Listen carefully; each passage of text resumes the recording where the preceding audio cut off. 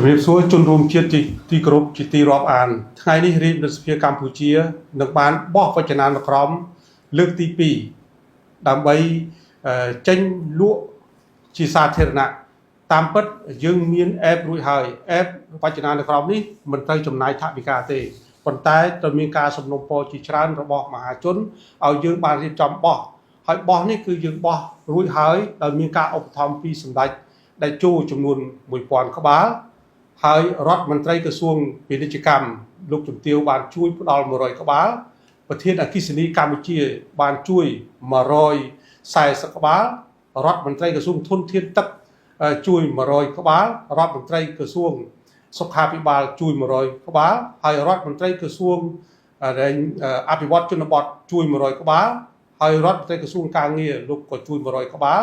ហើយរដ្ឋមន្ត្រីក្រសួងនាវានុវត្តន៍ជួយ100 ក្បាលបូកទាំងអស់នេះគឺជា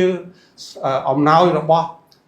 ឯកឧត្តមនិងលោកជំទាវសម្ដេចដែលលោកបានផ្ដល់ឲ្យយើងនឹងលក់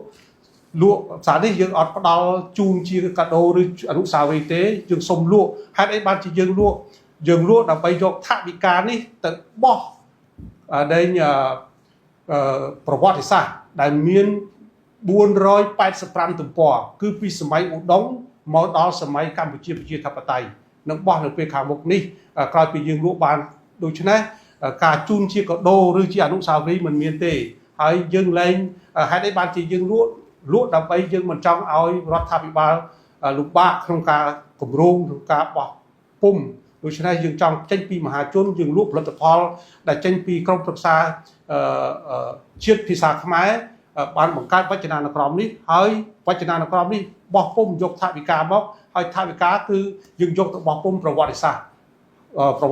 តទៅទៀតអញ្ចឹងតម្លៃគឺ$36 $36 អញ្ចឹងសូមជនរួមជាតិ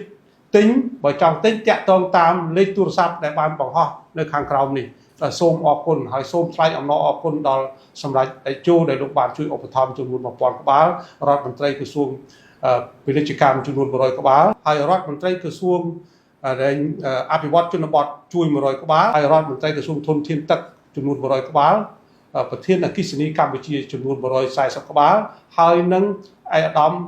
ក្រសួងសុខាភិបាល100 ក្បាលក៏ដូចជាឯកឧត្តមរដ្ឋមន្ត្រីក្រសួងការងារនិងក្រសួងនាវានុវត្តន៍បាទសូមអរគុណ